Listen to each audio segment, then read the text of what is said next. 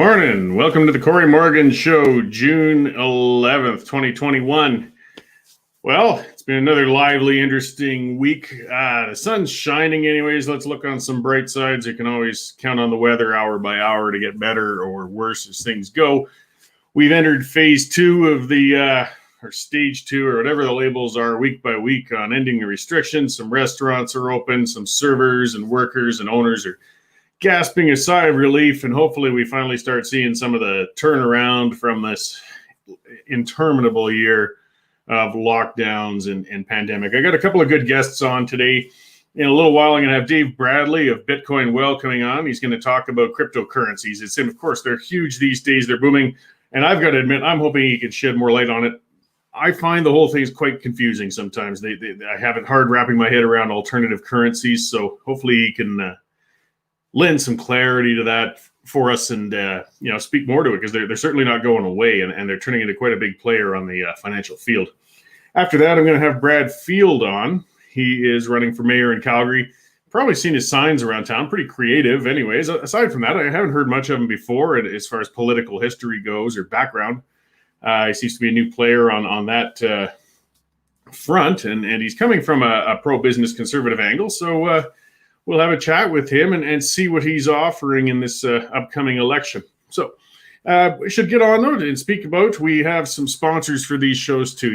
Again, as we say over and over again, we don't take any taxpayer funding. We don't get subsidies. We certainly don't ask for them. And they aren't, the government isn't bending over backwards to offer them to us. So we rely on people to subscribe, which we really appreciate. The subscriptions have been going great. This is a user-driven sort of media source and such. And the CCFR has been a sponsor for us. This show is brought to you by them, and that's the Canadian Coalition for Firearm Rights. Nobody works as hard as the CCFR to fight for your ability to use and own firearms. So you can check out what they're doing by going to firearmsrights.ca and click Why Join Us. So remember that one for those listening on the podcast and such. Check out these sponsors. They're standing up for your rights. It's very important. And they're helping out the Western Standard through their sponsorship. We can all help each other here. Firearmsrights.ca and click Why Join Us, and they'll give you more information as to why you should support them while they support you and your rights to own and use firearms. Also, we have Resistance Coffee. These guys are fun and they're great. They've got a number of different coffees out there. And are you tired of having political correctness rammed down your throat everywhere you turn? Like, you buy things, you find out the company's funding things like the Sierra Club, who are trying to put you out of work or try to shut your business down, or just to other kooky woke causes. Well, you don't have to worry about that with Resistance Coffee. As you can see with their crossed rifles in the logo, they support your firearm rights. They support your individual rights. What this neat company does is, so they're selling great coffee. It's fresh roasted, and 10% of that money goes towards causes that'll stand up for your rights as individuals, such as the JCCF, which is the Justice Center for Constitutional Freedoms. They donate to them. 10% of every purchase from Resistance Coffee Company is going towards those kinds of causes.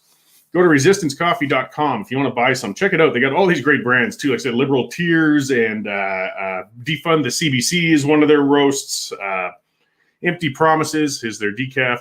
Pretty creative, pretty fun. They put out some great cartoons and memes, but they also put out great coffee. So if you go to resistancecoffee.com and use the promo code Western Standard, so when you buy something, it'll give you an option to enter a promo code, Western Standard, all one word, and you'll get 10% off your first order.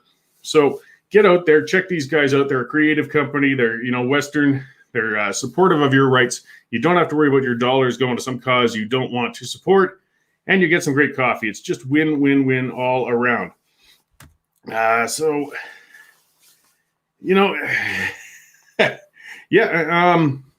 Wow, interesting comments today, unexpected. So there's been quite the issue going on. I'm just going to address it quickly because it's not my turf and I have difficulty. There's a story that's been pretty controversial that came out of the Standard last week. There's a lot of, I guess it's to the point of he said, she said. We'll see what's happening with it as it unfolds. I can't speak to it. I wasn't a part of writing it. I know as much about it as you do as readers. I like to maintain confidence that the Standard is maintaining standards as it goes forward. But at this point, it's in a legal mire, so there's nothing I can add to it that's going to make it any better or worse at this point. I'm with the rest of you. We'll watch and see what happens. Aside from that, I'm just going to leave that alone for now. I know people have a lot of questions. I'm curious too, and we just got to watch as this goes. Commenting on it, this is one of those rare things I'll say. If I don't know anything about it, I'm not going to talk about it. I mean, I know about it. I've read it like everybody else and so on, and I'm certainly quite connected with the Western Standard, but I don't know the inside details on this one, and I'm probably not going to make anything any better or worse by trying to speculate on it. It's interesting, if nothing else. So we'll watch this as it goes. CTV is fake news. Go back to your vacuum. CTV. Commentary is interesting. So either way, getting back to where we're sitting now with the opening, let's look at some positive stuff before things get going. I mean, I'm looking at things with optimism. I used to own a pub. It was a tough business at the best of times. I couldn't imagine going through this year. I sold it just before the lockdowns start. And it's on again, off again, on again, off again. They're open tonight for indoor sit-down dining, pubs, restaurants, places, gyms are opening up, all sorts of things. Let's hope this just keeps going. I mean, we need this so badly. People are so deeply in debt. We've got to start turning this around. It's something of an irony out of it, and leading to a bigger discussion. We're seeing the stories coming out already, though. We got so much we're going to have to learn out of this pandemic. We really are. And one of the things we're learning about is, in my view, you can look at this as a big experiment in universal basic income. So all these pubs, I had one call me for a reference on an employee. They're desperately searching for staff. Now that they're reopening, they can't find any staff. I mean, front end servers, usually that's not too bad. Tips are good and so on. But cooks and such, they are desperate.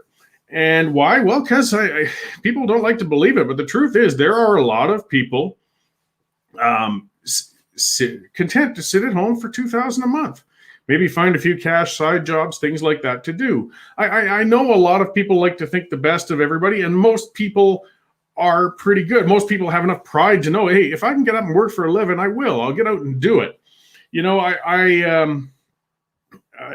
If you're put out of work by the government has an obligation to compensate you. Now, this comes into a bigger conversation, but I mean, I understand the need for CERB. If you throw these people out of work, they've got to pay their bills. They've got to pay their rent. They got to keep getting by living. It's an emergency thing. But now we've got a lot of people become very dependent on it, and they've sunken in on it. And they'd rather sit at home and watch TV than come out and go to work. Those who want to go to work are getting up and they're going there. But we're going to see this unfold as time goes on, and we've seen these universal basic income experiments. We saw one, I think it was in Manitoba, for kind of a little regional one. We saw a big one in Finland. They fail. They fail for that same reason that socialism in its hardest core and communism always does. It takes these grand assumptions of human nature that everybody's just going to happily join the collective. If you want to look up neat things, actually look at the trends from the 70s and 60s when a bunch of communes were forming all over North America, Europe, everywhere. That was the thing. Hippies were getting together in communes. Somebody'd inherit a farm. They'd all live together on it, and free love. We'll share everything. We'll share the work. And it's funny to read those first-person accounts of all those people who grew out of it. I mean, why are none of those still around anymore? I mean, they're very rare. There's still probably a handful somewhere. Well, because it doesn't work. The reality and the stories are the same out of all of them. You'll see the accounts saying, well, I was out tilling the field all day, and Buddy was just sitting in the room smoking weed and doing nothing all day, and we all get the same amount out of things. Well, again, welcome to communism, guys. That assumption that everybody's going to get up and put in equal work doesn't work. So the person who's sitting around on there with their thumb up their butt all day just feels more and more entitled and demands more and more and more. And the person working eventually gets sick of it and walks out the door. But that's the premise of socialism, and that's why it always doesn't work. Universal basic income is the same thing. You're giving this baseline for people. And again, yes, most people don't want to live on that. They'll want more. They'll aspire to more, and they'll move on. But a great number of them won't. And we have to face that human reality. Doesn't mean let people starve to death, but just giving this unquestioned funding to people to sit around is counterproductive, to say the very least, and incredibly expensive. I mean, we are going billions and billions into the hole. So as we come out of this pandemic, we're really going to have to closely examine a lot of the things we've done. We've got a huge debt and spending hole to dig ourselves out of. And one of those areas is going to be CERB. And it's going to be interesting to see what happens when they cut it off, because it's going to have to be cut off at some point. I mean, they're renaming it, they're calling it this, they're calling it that. But the bottom line is they're still paying a whole lot of people without question to sit at home. And when that's cut off, when they come calling for more money, we're going to see some very serious issues. Another one, and again, I'm not saying we've gotten ourselves into a hell of a mess. You had to give something because, again, people were innocently put out of work by these lockdowns. They had no choice in the matter. They had no other way to pay their bills. But there's going to be some serious consequences from that action now. And we got to start thinking ahead on it. And we got to set aside the naivety. One of the things we've seen has been the opioid epidemic. And again, like I said before, I drive Uber in my spare time. I get out there. Part of why I do it is I like getting out. I like seeing what's happening outside. I like talking to people as passengers. An extra few bucks doesn't hurt either. But I've been watching the number of addicts and troubled people on the streets increasing and increasing and increasing. These guys are getting served, okay, that they can get it because everybody qualifies. It's no questions asked. And so what do you think they did?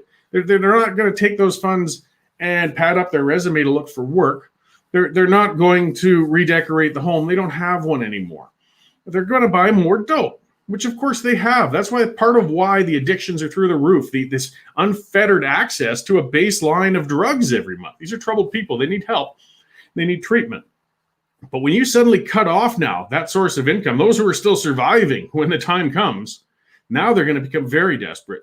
And I do fear for the consequences of that. I mean, desperate addicts can be terribly dangerous. I mean, we're going to see a lot of them, already they'll steal, they'll do whatever they have to feed their addiction. And with CERB being cut off, they're suddenly going to be roaming out and trying to find new means, and we could all pay a price. We have to start talking about these things now. We have to start looking at them now instead of waiting until it becomes a problem. That's something we're so prone to doing all the time, is waiting and then reacting. Let's use a little foresight for a change. Let's put that hard veneer of, not even a veneer, but let's look at hard reality rather than the veneer of self-deception. Long-term care homes giving managers bonuses for everyone who gets a jab. I don't know. There's another controversial area. I'm pro-vaccine. I think these things work. I think the fears of what they'll do to you as far as harm goes are overblown.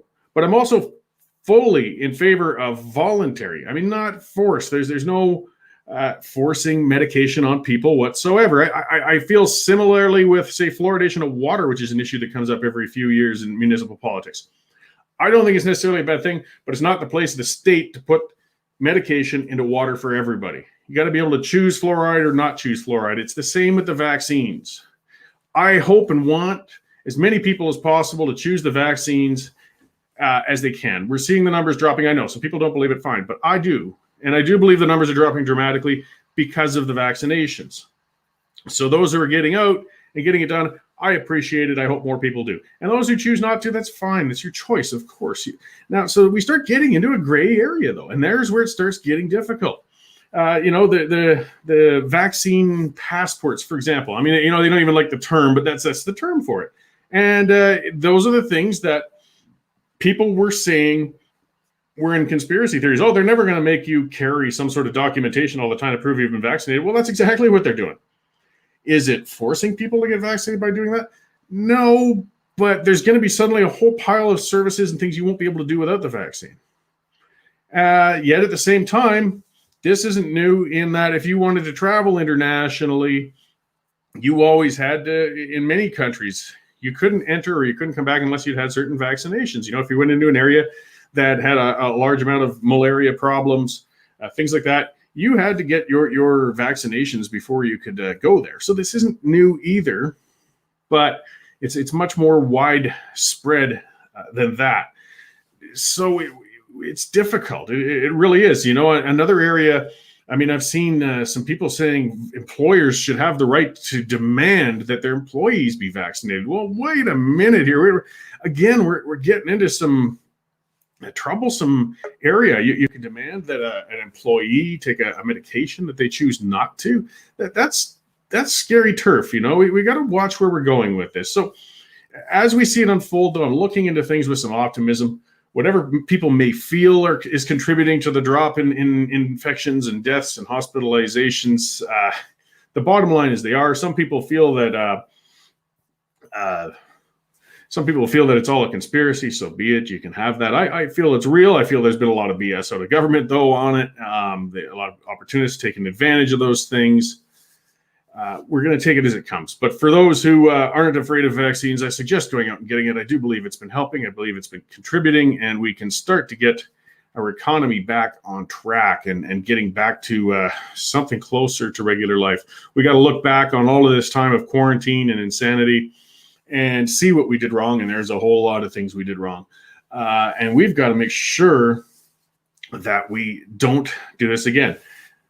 So Rick saying I'm a POS. Well, Rick, go away. Take your conspiracy theories and go away. If you don't want to talk and discuss things in a rational manner, go somewhere else. Find an echo chamber. Oh, do your research. Come on, now you're getting cliche, Rick.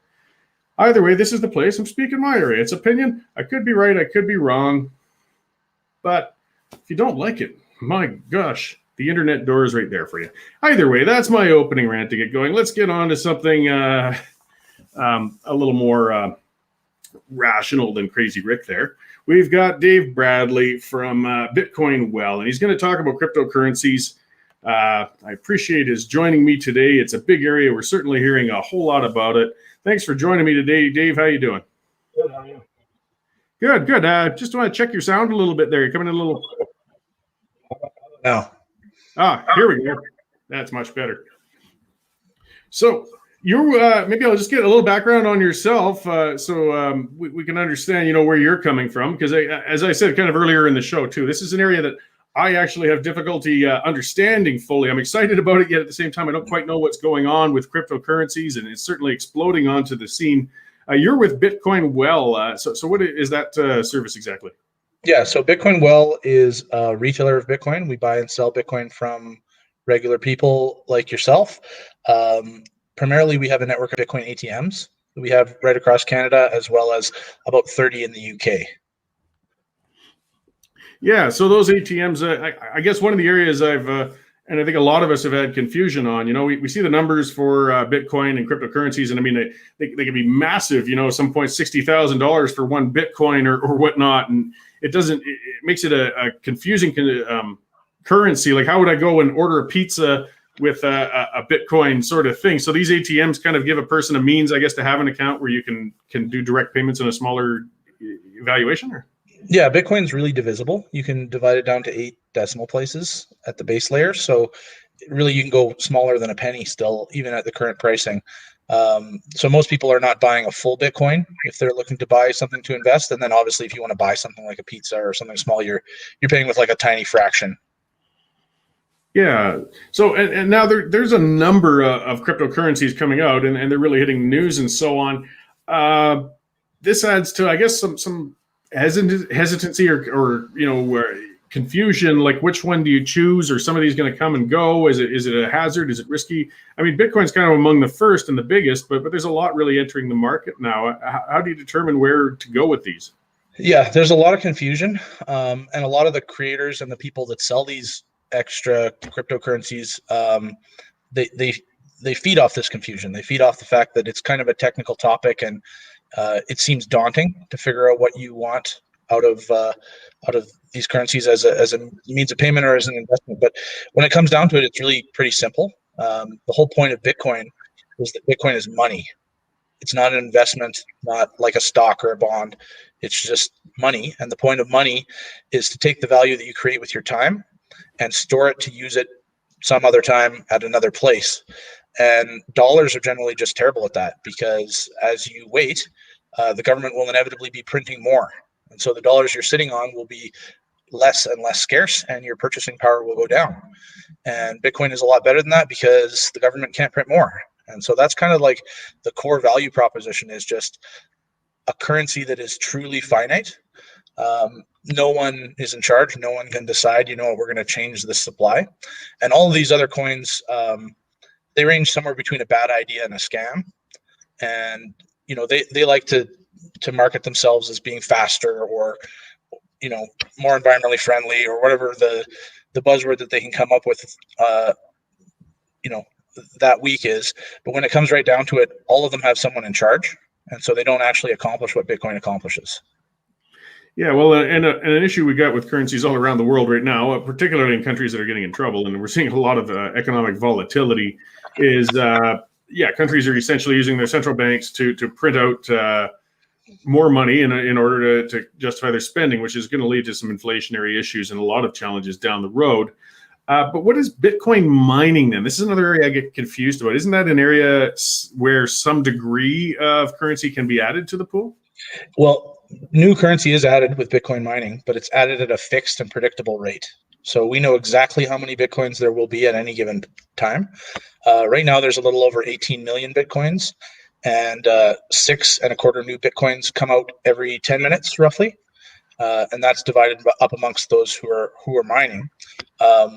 Ultimately, that number cuts in half every 4 years. And so most of the Bitcoins that will ever be mined or will ever be issued have already been issued. We're going to get to a hard cap a little over 100 years from now of 21 million Bitcoins. And there'll never be more than 21 million Bitcoins. Okay. So I've noticed recently El Salvador has issued, this is kind of, I think, a bit of a turning point in a sense. They've considered Bitcoin to be a legal tender. Yeah, I mean, so that's big news.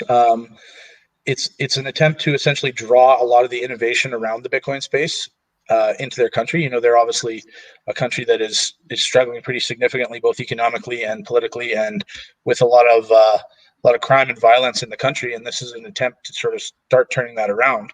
I wrote an article actually maybe a month or two ago for the Western Standard, suggesting the same thing for Alberta. And I think that what El Salvador is doing is the first step in that direction. The next big step, though, is a country actually holding a significant amount of Bitcoin. And I think that once we see one country going, significantly in holding a large amount of Bitcoin, it's probably going to be a domino effect that causes a lot of different countries to jump in like that. Yeah, well, and that's just perhaps the first of many. Though, I mean, El Salvador is a smaller and developing country. I guess that's the easier areas where they can pivot as opposed to a country with a larger, more established currency. Jane Robertson, one of the viewers, is asking, the value of cash is based on the amount of gold you have to back it. What's the base of the value on Bitcoin? It doesn't sound like they have an actual coffer. I think the gold standard's been gone for some time now, but still, it does. That's what adds to some of the confusion. You've got this ethereal something of value, yet it's all kind of digital. Yeah, so that's a common misconception. The gold standard's been dead since 1971. Canada doesn't even hold any gold. As a country, we hold literally zero gold, and Trudeau was the prime minister that provided over selling the last of our gold. So what currency actually is, what money actually is just a consensus. And in the form of fiat in the Canadian dollar, fiat literally means by decree. That consensus comes from the central government. So we trust Canadian dollars will hold their value because the government says so. And as we've seen throughout history, that is good until it's not. And so we see countries like Venezuela, Zimbabwe, very notably 1930s Germany, where that decree from the government stopped holding up and people stopped being willing to accept that currency for goods and services at a rate that was anything comparable to the rate that they saw yesterday. So where Bitcoin's different is that consensus is not delegated from a central authority. That consensus is emergent. And what that mining is accomplishing every 10 minutes when those new Bitcoins are issued, those miners are validating that consensus. They're saying, here's how many Bitcoins everyone has. Here are the rules of the network, and we all agree to those same rules again. And we agree every 10 minutes, and that's how Bitcoin maintains its value. Okay, and then value, and then there's also some serious volatility with it. I mean, you could say that for a number of other currencies as well, with ups and downs. But for example, the American dollar hasn't had those 4-figure jumps and drops over the course of a year. We're talking in percentages. is there a point, do you feel, where some cryptocurrencies are going to stabilize a little bit? Because I mean, I understand if you got the magic crystal ball, you can get in and out and do quite well on these things, but you can also take a beating if you're not careful. Yeah, it's definitely very volatile. When I mentioned earlier that Bitcoin was a way to store your value over time, it's only really right now a good way to store value over a long time. So if you have wealth that you need to use in a month or two, Bitcoin's a very risky way to store that, because it might be 20% higher, it might be 20% lower in the next month. Over time, in the long term, what we've seen is that consistently, even though it is very volatile, it's just continued to go up versus fiat currencies like the dollar. And I think as long as that supply cap holds, which I think it's designed to hold, that we're going to see a long-term consistent uptrend like that. Now, part of the reason that it is so volatile, I think, is because it's probably the only truly free market traded commodity anywhere in the world. And so it's a global market. It trades 24 hours a day. It trades in a lot of places with very significant volumes that are not regulated by any government. And that can be prone to what some people would call market manipulation. But really, in the grand scheme of things, those are just market forces. And so Bitcoin is going through a long period of very volatile price discovery. And I think what we're going to see, not that Bitcoin is going to become more stable versus the dollar, we're just going to see it becoming more stable versus goods and services that we actually use. So I don't know if you've seen any of the memes kicking around where, what a pile of lumber for $100 Canadian looks like from a year ago versus today. And, you obviously get a lot less lumber than you did a year ago. And so there's a couple ways you can look at that. You can say, oh, the price of lumber is going up. Or you can look at it and say, well, the purchasing power of my dollars are going down. And I think when you look at the economy as a whole, and we're seeing, with lumber being a really, really radical example, but we're seeing a lot of prices for a lot of the stuff that normal people use on a daily basis going up, and going up by a lot more than the official inflation numbers. I think we can all feel that right now. I know a steak costs about double that it did a year ago. That's very meaningful to me. And I think that's what we're actually seeing, is the dollar is about 4 times less scarce than it was when this pandemic started, and that's starting to trickle into consumer goods. Yeah, well, I think a lot of people have seen that coming. I mean, we're seeing every government on the planet essentially borrowing and printing money. Cryptocurrencies have been considered, I think, by a lot of people as a hedge. It's something they can jump into and perhaps save themselves if and when a currency collapses. Though I mean that hedges have got their hazards as well, potentially. Again, some people are questioning, though. And to be fair, there are other cryptocurrencies, and is there no merit to them? I mean, one of them had to start somewhere, but there should be room for other legitimate ones on the market if they're following similar models, is there not? Yeah, well, there's a couple points to that, I guess. One is that the fact that Bitcoin doesn't have a leader was kind of an emergent thing. When Bitcoin was brand new, nobody knew about cryptocurrency. Nobody was following this stuff. And the founder, who remained anonymous when he launched it, someone potentially named Satoshi Nakamoto, disappeared around a year after launching it. And so what happened at that point, Satoshi had been largely in charge of the development and the path forward. And when that happened, no one was in charge. And so that's a pretty hard thing to replicate, because this guy or woman or whoever this was walked away from tens of billions of dollars at this point. And so that's a temptation that we haven't seen anyone else be able to avoid. And so when you look at something like Ethereum, which is the number 2 cryptocurrency by market cap, and there's about 5 or 6 founders, and most of them have become billionaires because of the fact that they founded this thing. And these billionaires now get on a conference call every 6 months and decide what the supply will be. And so they're no different than a central bank. They're just a central bank of basement nerds instead of a central bank of ivory tower economists. And as long as there's someone out there who can make that kind of choice and say, yeah, we're going to print more, then you don't have a hard currency like you do with Bitcoin. Okay, so how has both, I guess, Bitcoin in general in your business? There's 2 things that governments everywhere hate. It's anybody stepping in on what they consider their domain and their turf, and their inability to actually control it. What sort of regulatory pushback or challenges have cryptocurrencies and Bitcoin been enduring? I mean, outside of Canada and within, there's a lot of control issues going on right now. Yeah, absolutely. So we're Bitcoin Well, and my previous businesses, and basically anyone who wants to buy or sell Bitcoin within Canada is regulated by FinTrack, which is an arm of the Department of Finance. We're regulated for the purposes of anti-money laundering, and we're required to collect some customer information and make sure that we're not processing transactions over certain amounts without proper reporting. So there is some regulation. There hasn't been a large-scale crackdown really anywhere in terms of trying to ban Bitcoin.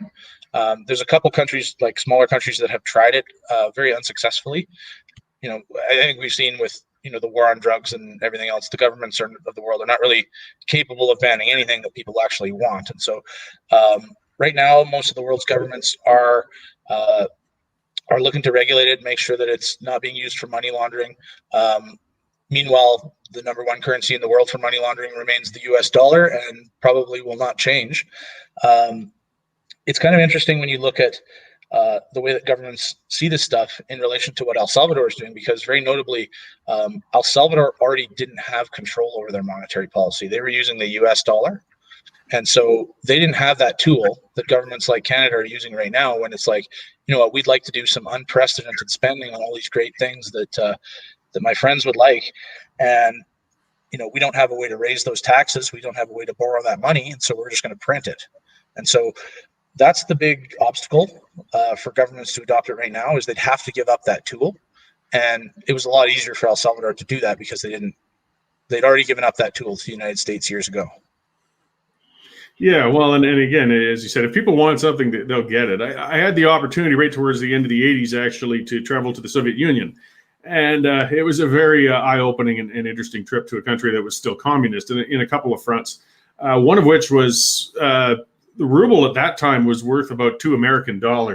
I don't know where it is today. Like, you need something like 1,000 rubles for $1 or something. I mean, when the Soviet Union collapsed, their currency just went with it. It was just went to total, because it was purely manipulated by the state, of course, at that time.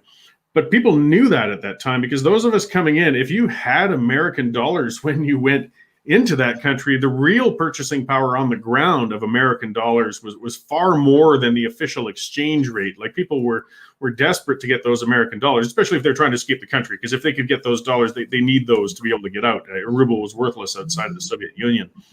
But this sort of currency, this sort of means for somebody, then I guess in some senses could empower people, in states that are oppressive like that. You have a means to store, transferable wealth that's outside of the government's control, even if you leave the country. Yeah, we're seeing that already. Some places where the currency has really already fallen apart, like Venezuela, Bitcoin, along with the US dollar, is becoming like the de facto currency. And there are official exchange rates that nobody actually pays attention to. Some other countries like Argentina and Brazil are in similar straits where, they have the official exchange rate. The currency hasn't fallen off a cliff yet, but no one is following the official exchange rate within the country. And then to your final example, I think the biggest one is China, where, if you want to perform any kind of commerce in the country right now, your money is essentially going through the central bank, and that comes with all the capital controls involved in that. And obviously we're seeing, massive outflows of money from China that's coming into all of our real estate markets and everything else over here. It's very attractive for them to have a way that they can get money either in as payment for goods and services, or out without government meddling in their finances. So yeah, it's taking off in a lot of weird niche ways all over the world, and we probably don't even know all the ways that it's being used. Yeah, well, some in kind of good and bad. Like myself, I'm a libertarian. I believe in full free trade. Let's just let it go and let it go where it lands. But for those who do believe in some degree of government trade control, or even embargoes against rogue states and things such as that, it wouldn't. One of the areas they've been able to maintain those is being able to control, or at least watch the transference of currency and goods and service. How it applies to goods and services coming from those countries. Cryptocurrencies would undercut that ability, I imagine, for that kind of state-by-state control. Yeah, in a lot of ways it does. It undercuts the ability for direct control, but very relevantly, the Bitcoin network is an entirely open ledger. So everything that you do on there can be watched. Now, that's not necessarily linked to your identity, and it's not necessarily linked to any other kind of information, but the flow of funds is all public. And so it's not really like a great way to hide money from the government, but it is a good way to prevent the government from stopping you from using your money if you're living in a despotic regime. Yeah, and the transference. So again, as you've mentioned a couple of times, money laundering concerns are of concern. I mean, for large scale criminal activities, that's been one of the areas that's been where the state perhaps has had a little more ability to influence some control, especially as we're going to a more cashless society. It's getting more and more difficult for some of the criminal enterprises to launder that. Cryptocurrencies potentially giving them a bit of a way, but you're saying that it's still quite trackable then. Yeah, it's quite trackable, and frankly, like with the restrictions that are in place from the government, like our limit is $10,000 before we have to report it to a government entity. That's not the kind of scale that's useful for large scale money laundering. And when we look at like the kind of money laundering that has gone largely unpunished from major banks all around the world, where you've had things like the Mexican cartels depositing literally billions of dollars in cash with no oversight whatsoever, it's very clear that the world's money launderers want to use US dollars, and they prefer to use the legacy banking systems where there is a corruptible influence in some way. There's no way to corrupt the Bitcoin blockchain. So even if you do manage to get Bitcoins as a criminal, there's no way to get rid of that record. There's no one that you can bribe or threaten to erase that record. Yeah. So in some senses, it reduces the ability of it. It's a valid concern some people have, though. But I mean, as you pointed out, the same controls land on it. I mean, yeah, if you walk into a bank day after day with $9,999 in cash, eventually somebody's going to ask you a few questions. I imagine if you're purchasing Bitcoin in those kinds of volumes, even if you're trying to stay under the radar, you might grab some adverse attention to your activities, I guess you could say. So with your group, though, I mean, and that's what's interesting for it, with these ATMs, these are physical ATMs then, or they're virtual? Yeah, they're physical ATMs. They're like a kiosk that we have in bars and coffee shops and a variety of different places. And it tends to be the fastest and safest way to get Bitcoins. So most of our customers are looking to get Bitcoins for something that they're going to spend fairly immediately, or we're looking to try it out right away. So we're not the cheapest way to buy Bitcoins. There's lots of online sources that can sell Bitcoins cheaper, but we're more of like a convenience service or like a white glove service for people who need a bit more help or people who want to get their Bitcoins immediately. Yeah, well, it's like a big turning point in my view. I mean, to when it comes to practical use, I mean, it's one thing to be able to buy something. Say if I bought a whole pile of stock in something, it's done great for me. Well, that's fantastic, but I can't come in with a common share and pay for my bar tab with it or fill up my vehicle with it. But if you're getting closer to the point where we can utilize this currency in our day-to-day activities, I anticipate that could lead to quite a large uptick in it in general. I mean, it makes it much more practical for a smaller user then. Yeah, absolutely. So we're right now, our core business is that on and off ramp, we buy and we sell Bitcoin. But we're working on that whole middle piece of what do you do in the middle with your Bitcoins once you have them. And so we've got a pilot that we're going to be launching with a national retailer here fairly soon that most people will know that will allow them to take Bitcoins for goods on their website. And we have merchant services that we have testing at a few of our locations where people can come in and buy a coffee with Bitcoin, and then the merchant gets the choice of either taking the Bitcoin or having it automatically converted into Canadian dollars, so they don't need to necessarily take the day-to-day volatility on the coins like that. Yeah, and as a former bar owner, I know. I mean, some of it would sound exciting being able to take different forms of currency, but I mean, I don't necessarily want to gamble on the day-to-day values of those. I mean, I want to broaden the amount of abilities people have to pay me. But it sure would suck if, I had a great bar night on Friday night, but somebody suddenly dumped a whole bunch of Bitcoins somewhere else, and my revenues were cut in half. So that instant conversion is pretty quick then, I guess, from a vendor standpoint then.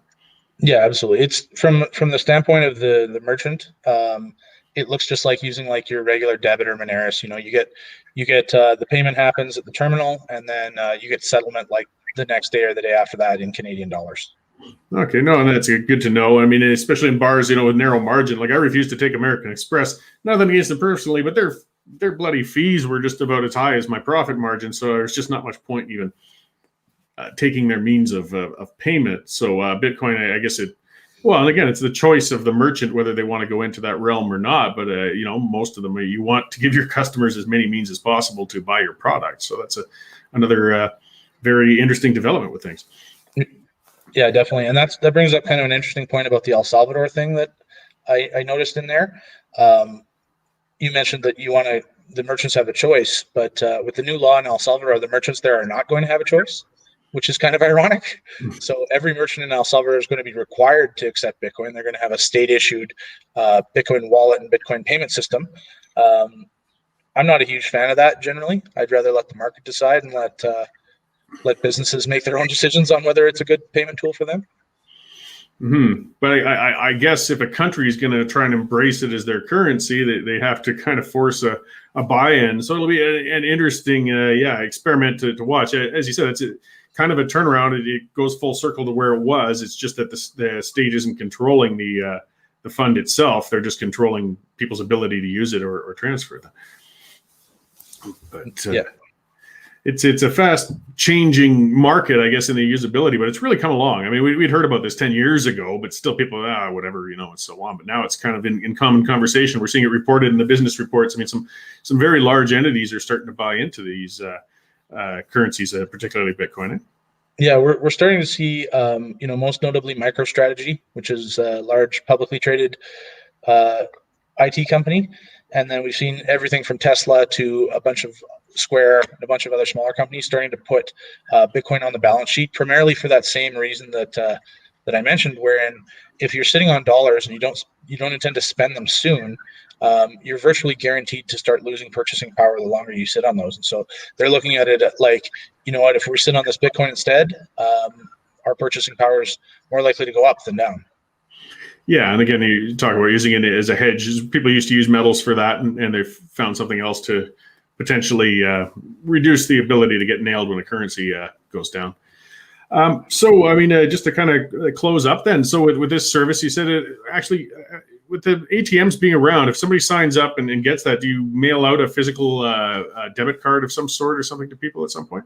No, we don't do a debit card service. So most of our users use their own wallets. We do have a wallet that we use that's like a mobile wallet you'd put on your phone. Anyone's free to use whatever wallet they want. And when we send Bitcoins from our ATM, it goes directly into the custody of the user. So we don't ever hold the money on behalf of our users. And we think that's really important. There's been a number of cases, around the world, but especially in Canada, where Bitcoin exchanges who've been holding customer funds have either lost or stolen the customer funds, and we don't want to be in a position to, either lose funds or be accused of stealing funds or anything like that. We think it's pretty important for everyone to learn to hold their own coins. And the saying in the Bitcoin community for a long time has been "be your own bank." And that's very relevant, I think. Being your own bank comes with a lot of power, a lot of financial sovereignty that the custody of those coins gives you, but it also comes with the responsibility of keeping them safe. So if you get into a boating accident and your phone goes off the side, your Bitcoins are lost, and there's not necessarily anyone who can get those back unless you have a good backup.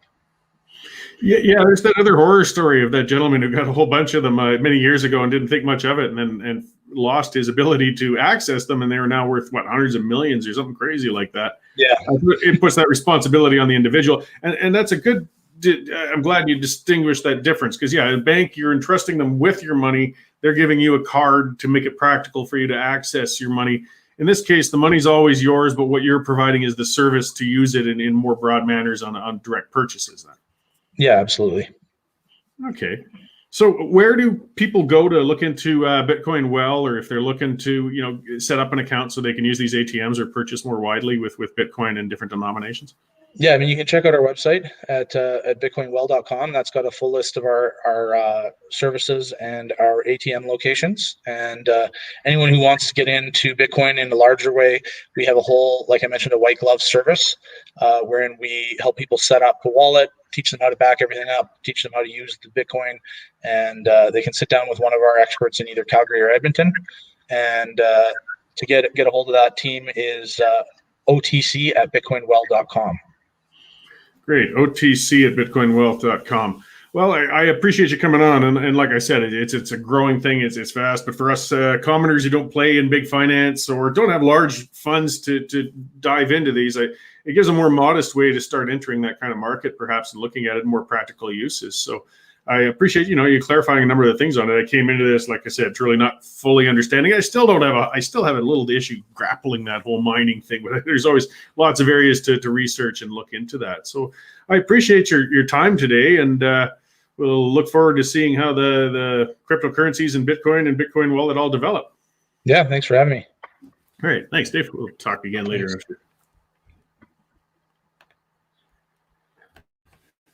So there, yeah, as I'd said to Dave there, I mean, that clears up for me.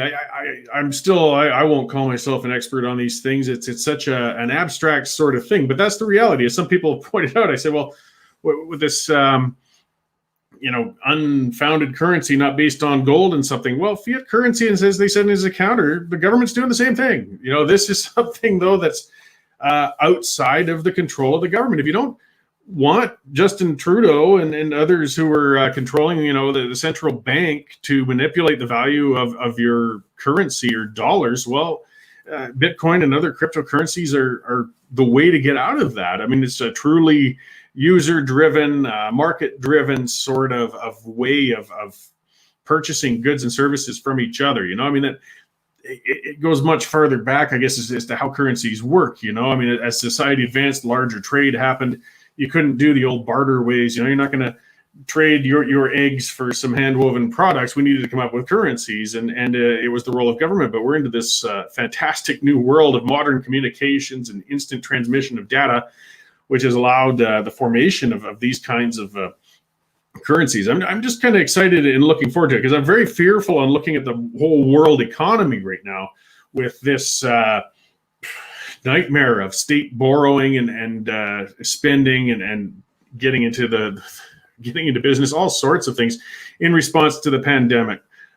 So Bitcoin and cryptocurrencies give us a way to get perhaps out of the government's play. I mean, we're still stuck under their management in general, but at least in the currency areas. So, and what I liked as well is it gives an area for the little guys like me. Hey, I don't have a big budget, but I wouldn't mind, getting a little and starting to utilize these kinds of currencies in a practical manner. Again, I can potentially buy a pizza with it or whatnot. This is the way to do it. So it's a pretty interesting field, and it's really starting to come down more to a ground level practical area. So I've still got about 10 minutes before Brad Field comes on to talk about his mayoral campaign. Speaking of finance with the government, I'm just looking at a story here. The CMHC, Blacklock's reporter, I got to give it to those guys. They really break some great stuff online. They're in Ottawa. They put out, so they dig through the documents and such, and they break some of these fantastic stories. The CMHC, which is the Canadian Mortgage and Housing Corporation, and they're the federal mortgage insurer. They're a quasi-government institution that really controls our housing markets, and it's a troubling area in some senses, because of course that's our for most of us, that's the biggest purchase we'll ever make in our life. Our biggest investment. If you bought a house, you got a mortgage, you really want that thing to maintain its value potentially, and then hopefully grow for you, and perhaps your retirement's riding on it. These guys I think some of their intent is good. They want to stabilize things, but they delve into politics too much. They get to, that's the problem with a government organization in general. So, I mean, a big story that hit last summer, Blacklock's broke that, was the CMHC was actually funding studies to look into how the government could tax your home equity. I mean, talk about scary. Your nest egg, your thing that you put everything you want, have into and built on, and whether for an inheritance for your kids or your retirement or whatever you want to do it, it's yours. But they are talking about taxing your equity. And why is this branch of the government even talking about that anyways? Aren't you there as a mortgage insurer? Aren't you there as just to try and facilitate and stabilize our ability to buy and own a home or a property? So that was very distressing. And the government, of course, they all denied, no, we didn't. We're not looking there. We're not looking there. And then later with more study, they found out, no, that's exactly what they're looking at. And I'm sure they're still looking at it. We've got a government that is on the brink of going broke in many, many ways. And yeah, the currency is going in the crapper. So one of the areas they can hit us with is going after our physical assets. And what bigger physical assets than the millions and millions of houses across the country and businesses? So for them to go after that equity is very troubling. But now there's something they've come out with, and Blacklock's broke that as well, as the CMHC is pushing for, they're saying if we want to fight climate change, we have to force people into high density living. They want to go completely contrary to what the market trend is right now. And, this keeps tying back to, people bring it up a lot. And boy, I don't know if it's purposeful or not, but when the UN names their initiatives and things, they almost make it sound conspiratorial right off the bat. I swear it's so that they can dismiss people when they bring it up and say, oh, it's just a conspiracy theory. So Agenda 2030, it sounds like Area 51, those sorts of things. But it's real. It's from the UN. You can go look it up. I mean, it's all there. And the municipal governments are the ones that pull this sort of thing off, this manipulation, this pushing. And they want this high density living. And they want to shove everybody into these downtowns. And you look at the actions of people like Nenshi and so on. I don't think they're part of a grand conspiracy with the UN, but they're guided by those principles. It's all that same group of socialists, and that's what it is. And there was another thing I saw, I mentioned earlier when I traveled to the Soviet Union at the end of the 80s, was the wonderful living under state socialism. That nobody was homeless, but I tell you that the giant city of Moscow back then with those bland box-like row housing was awful. It was horrible. That's what the state housing, hey, that was high density living, probably low carbon impact for the time.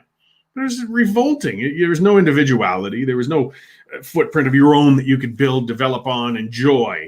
And that's what these guys don't like. So the CMHC, though, they want to try and find ways to push people into more high density living. They want to push us away from the suburbs. They want to push us into the apartment buildings downtown, whether you like it or not. That's distressing, and that's a story we have to watch closely. As we see this government scrambling, maybe that'll be their means. I mean, they're talking about that. If we could steal enough home equity from people who have freestanding single-family dwellings, they'll be forced to live downtown, because we won't steal that. And I call it stealing. Yeah, I'm one of those taxation is theft people. They'll say, we won't steal that from the condos, from the townhouses, from the downtowns. We're only taking it from the single-family dwellings. And we're doing it to end climate change. Here's the other scary precedent we've hit with government, though, where they've suspended our individual rights when they can declare an emergency, when they say it's a health issue. And we've seen that language used. Biden used it recently. He called climate change a world health issue. That's framing the discussion to say we can suspend your rights because it's for the sake of everybody's health. That's really, really disturbing. So keep an eye on that. Keep an eye on Blacklock's reporter. And yeah, the Western Standard reported that one. Dave wrote up the story on it. There's a lot of things to watch, but this is an interesting one among the bunch. I'm going to step out for a 1-minute break before we get on to Brad Field. We'll talk a little bit about a few more issues after I get back until he comes on there. So just hang tough. I'll be back in 1 minute. I had a lot of coffee this morning. That's the only problem with this, where there's not big commercial breaks like live radio. So please pardon me. I'll be back shortly.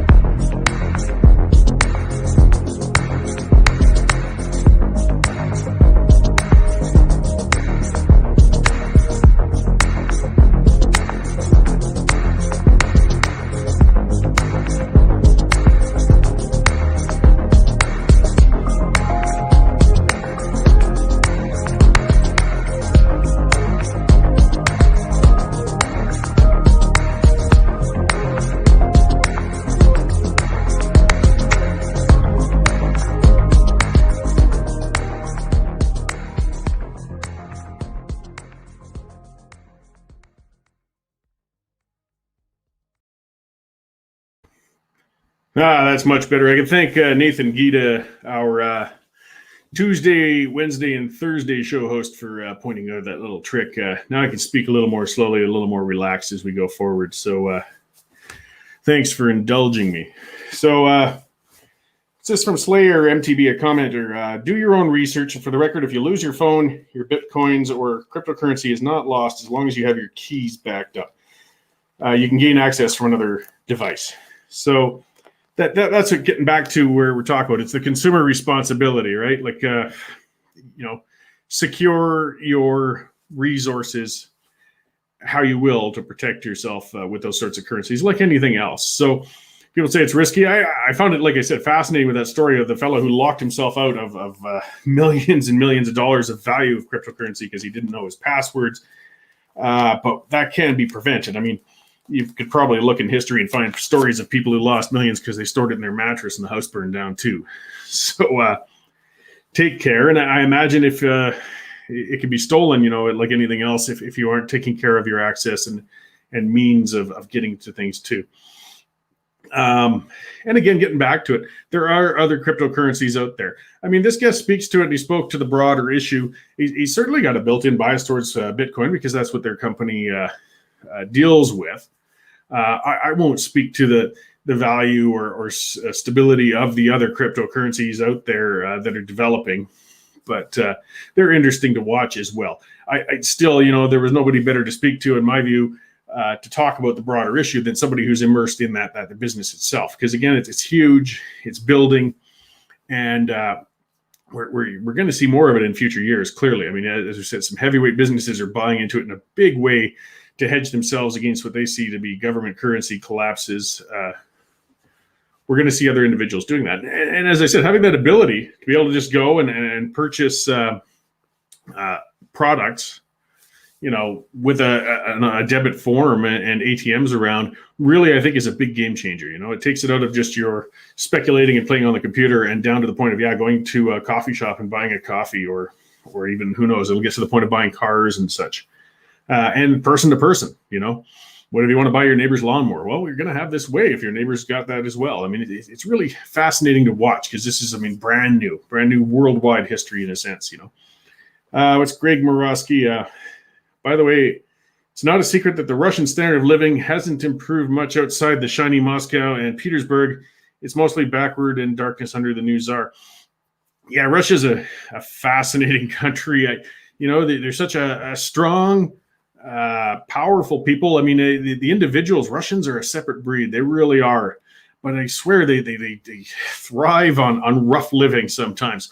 I mean, you look to the history of it, and they've always just been a tough nation under top-down leadership. I mean, breaking away from the communist system was great, but of course the bandits rose to the top. I think they're far better today than they were 30 years ago, but they've got a long ways to go to get to the freedoms and the prosperity and things that the rest of us and the rest of the development world are enjoying right now.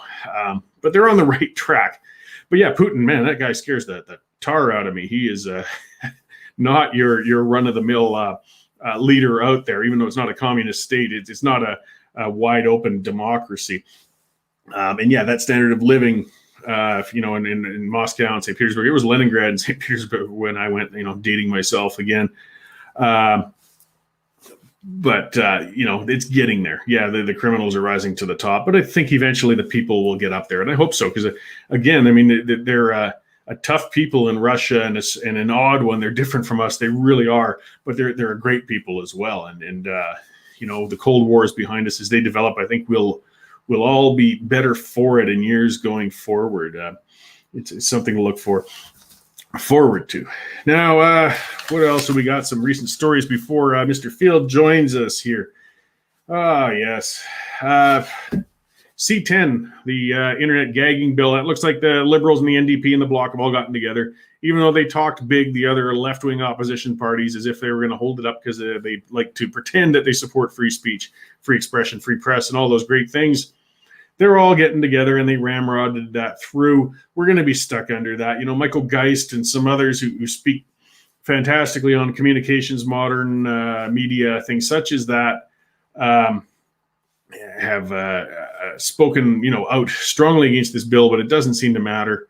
It's gone through. And I was reading a book recently. It's a book full of essays. It was called From Riel to Reform. It was put out at the start of the 90s.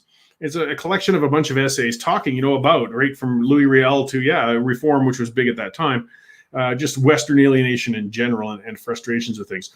But there was a fascinating tidbit in it from cable, cable at the start of the 70s. So Pierre Trudeau's time, cable television was coming in, and it was coming into people's households, but it was bringing in, of course, all of this access to foreign content. For those of us old enough to remember, you used to have your radio antenna or your TV antenna on top of the roof, your 3 channels, you'd get what you could, you'd hope for the best. And in Ontario, with cities that were near the border, they'd always gotten a lot of American content, because you could just get it over the airwaves from Detroit or Buffalo or cities on the other side. You see, in the West, we didn't have that. South of Alberta, south of Saskatchewan, there were no big centers, so we weren't getting exposed to that American television. And the CRTC and the government were well aware of it. So there was a battle back in 71 with cable television was coming in, and the CRTC took control of cable television because they were worried, and they were actually restraining it. It took longer for it to come in Alberta and Edmonton and the writings on it were that we can't have the West exposed to all that foreign content. We have to protect Canadian culture. Thus, the CRTC has to take over cable television and the regulation of it. Boy, does that ever sound familiar. 50 years later, here's the CRTC, but what they're after is our internet access, and the government's using C10 as the means to do it. The more things change, the more they stay the same. As we develop with more means to communicate in unfettered ways with each other, the government scrambles with more ways to try and control our communications with each other. This push and pull never seems to end. But part of that is our democratic exercise. As much as I like to gripe and go on and so on, we are, for the most part, a free country. We do have elections. We can choose our representatives. And coming up this fall, we've got a municipal election across all of Alberta. There's going to be a lot of items on it, as well as the equalization referendum. Calgary's got, this is a big one. We don't see it that often. Incumbent mayors usually get in there. They stay there till they feel like retiring, and then they move on. In this case, Naheed Nenshi is moving on. He's finished. We're going to have a new mayor in Calgary this fall, no matter what. Who it is, well, the battle's just starting to shape up for that, and the candidates are coming in. So I've got Brad Field here. How you doing, Brad? Good, Cory. How are you? Very good, thanks. So, Brad Field has entered the race. It's I don't know if there's 15 or 16 people, but that's typical when a mayor has stepped aside. And in the reality, you're going to have perhaps 5 serious mayoral contenders who are really, pounding the pavement and bringing forth their different visions.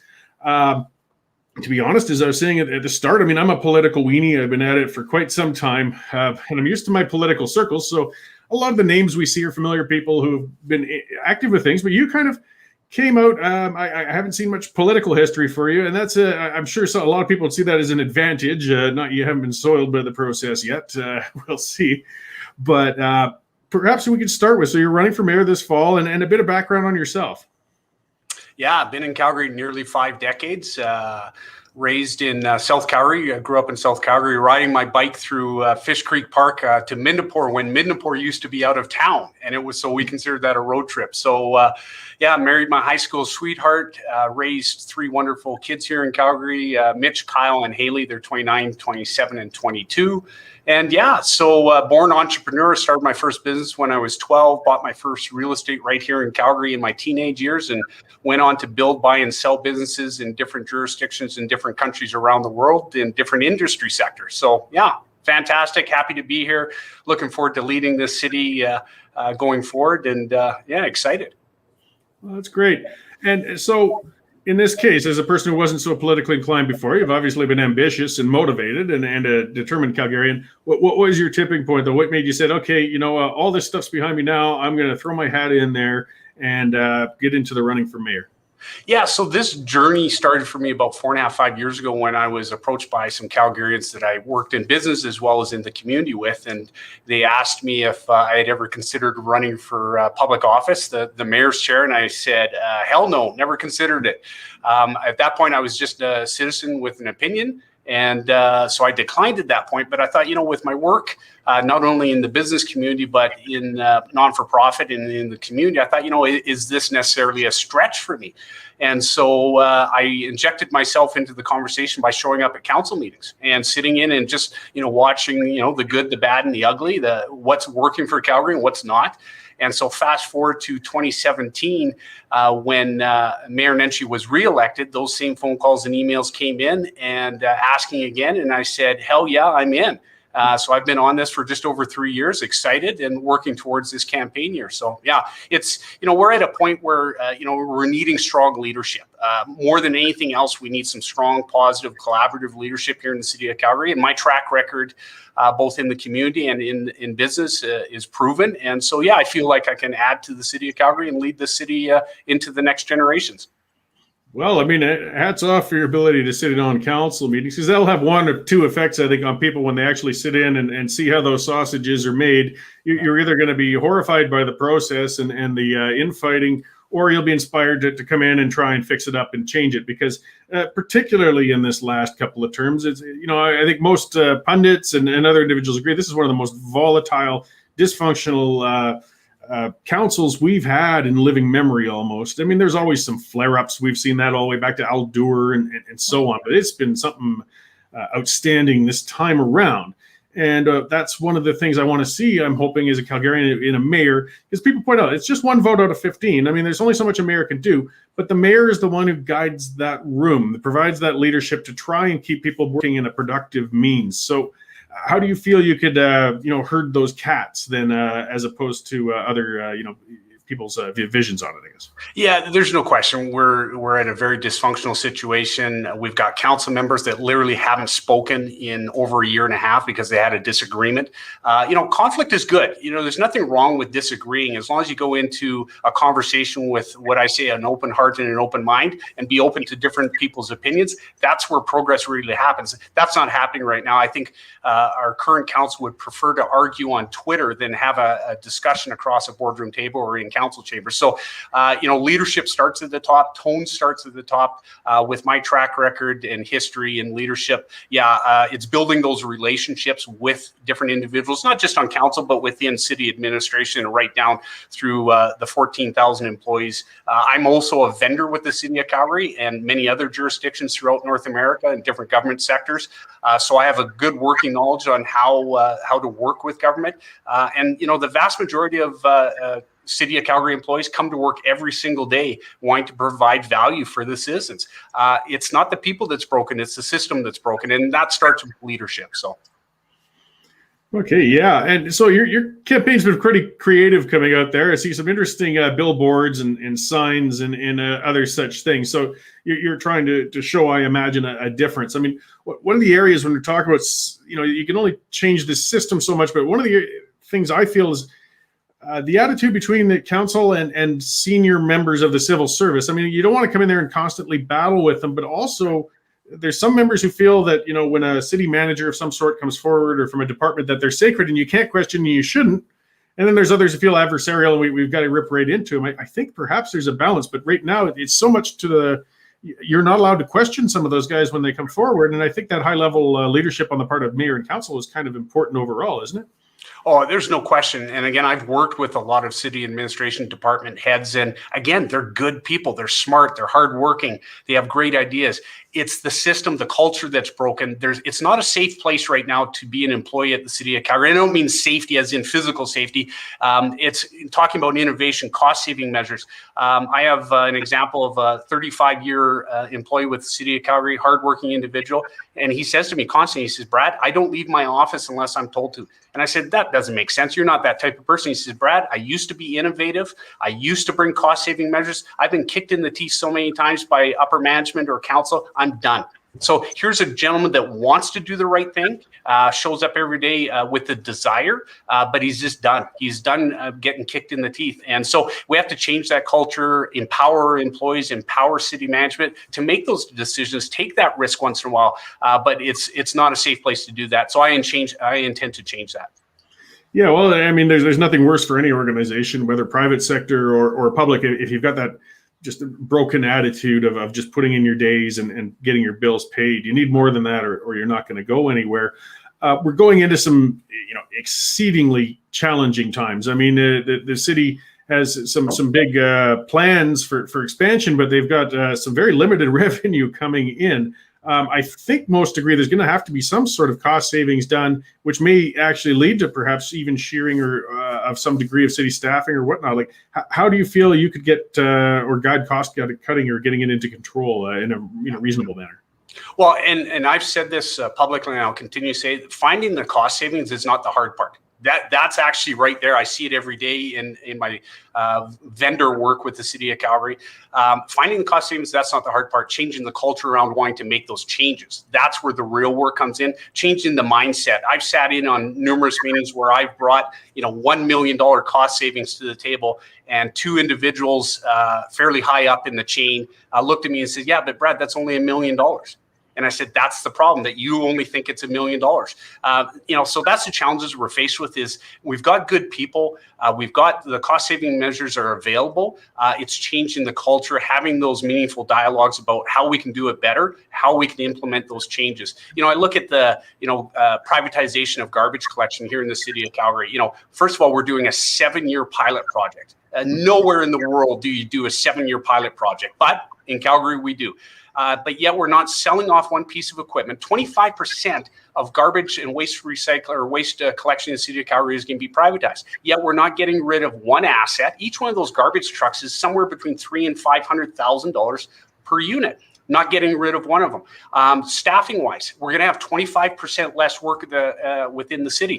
Are we talking about side shifting some of those employees into different departments where maybe we could use more employees? No, we're not talking about laying off one person or side shifting them. And we have to have those meaningful dialogues. We have to have those discussions. But I think in a lot of cases, those are tough discussions that a lot of politicians or leaders are not willing to have. I'm prepared to have those conversations. Well, and that's good. I mean, any change you make is going to impact somebody else. The reality is they're going to defend their turf. That's just human nature. It's just not to do it. And I mean, the biggest spending item in any level of government is always labor. It's paying for the people who do or don't do their jobs out there. And in the city, in public service, that's always unionized. And it's the public service unions who are very entrenched and have their heels dug in. How would you deal with them, as they're not willing to change quite often? Well, and again, I've worked with all levels within the city of Calgary, and I've worked with a lot of great union members. And again, I say the vast majority of the 14,000 employees with the city of Calgary, unionized and non-unionized, come to work every day wanting to do the right thing for the citizens of Calgary. It's the system that's broken, not the people. So having those meaningful dialogues, because those union members or non-union members, they're taxpayers too as well. So they're responsible in the same vein. So yeah, having those meaningful dialogues, but having those tough discussions. And to your point earlier about, certain departments are off limits. I disagree with that. I've got friends past and present on CPS as well as CFD, and there's this narrative that they're off limits. Well, at the end of the day, I want to be able to have discussions around budgets, and are we buying our equipment or our pencils affordably for any of those departments? But there seems to be this narrative that we can't have those discussions because they're first responders. And public safety, security, of course, it's important. And we want to make sure and maintain that and grow that, make sure that every Calgarian feels safe. But at the end of the day, we should be able to look at the books as well and see how we're operating. Can we do it more efficiently? That's all I want, is at least to be able to have those meaningful dialogues. Yeah, no, and I appreciate that. Like, we see that in politics in some areas where, okay, we've all established and determined that something is incredibly important. I'll just sidetrack, so it's not an area you need to address, but say in education, we understand that teachers do a very difficult and important job. They're educating our children, they're bringing them up. But there's two modes of thought with it. It was someone saying it's so important that we can't dare critique them or look into how they're doing it. And no, actually, in my view, it's the opposite. It doesn't mean it should be destructive, but it's all the more important to keep a close eye on that and make sure that they're having the best, doing as well as they possibly can for us. And the same applies to police and fire. Yes, I mean, they are critical. They are important. We all value them, but we want to make sure then that they're doing as well as humanly possible for us. And as you said, some people consider it off limit. Well, and having the stakeholders at the table right from the get-go. And I think that's the challenge sometimes, coming out of our leadership is we talk about meaningful dialogue or meaningful consultation, but it's not really happening. We check boxes at the very last moment to say that we had a conversation, but meaningful consultation means that you have those stakeholders at the table right from the get-go. And so if we're talking about whether it's CPS, CFD and budgets and so forth, let's get to the table right from the get-go. Let's not force feed them at the last second and just try and check boxes for appearance's sake. And that, that goes for working with the business community or the next generation. Everybody talks about our youth and the next generation here in the city of Calgary. Let's have those stakeholders at the table right from the get-go. Yeah, and I've got a commenter just to getting a little more specific, but saying that there's some recruitment challenges and issues that CPS has been having. So, how can you balance that with, getting in good new people for that department? Yeah, there's no question. I mean, frontline services, first responders have been taking a hit. The police, in North America have been taking some blows over the last years, and some of it rightfully so. I mean, there's room for improvement. But at the end of the day, public safety, security here in the city of Calgary is the utmost importance, and we have to do a better job of recruiting and getting more people and making sure that CPS feels safe too as well, right? And right now, I think they feel attacked in a lot of ways, but they do a wonderful job every single day. They come to work just like everybody else, wanting to provide good service, public safety, and security to all Calgarians. So we have to support them in that situation and make it inviting for them to come and work for CPS. It's a wonderful career path, and we have to be there to support them too as well. Great. Something with the release you put out recently, something that was a little different than all the rest, which I kind of appreciated, was policy on energy. It's an area of municipal politics where there is direct impact and interaction. And actually with Suits and Boots is one of the things I'm working on this summer with things in municipal politicians. But you don't hear much about that. I mean, we're certainly a very energy, development intensive province, and our municipal governments have a lot of impact on energy policy, even if people don't realize it. Can you expand a little, though, on what you'd put out there with that? Well, yeah, for me, again, I'm all about creating the environment here in the city of Calgary where all businesses can thrive and jobs can flourish again. And, energy, is a big part of that. And I think what people forget in a lot of cases, I don't know if they forget, or the narrative within mainstream media and social media is that, all energy is bad, fossil fuels is bad. And, there's a transition point. We can do a better job. Some of the greatest innovation in clean energy and carbon capture comes right out here in the city of Calgary, worldwide.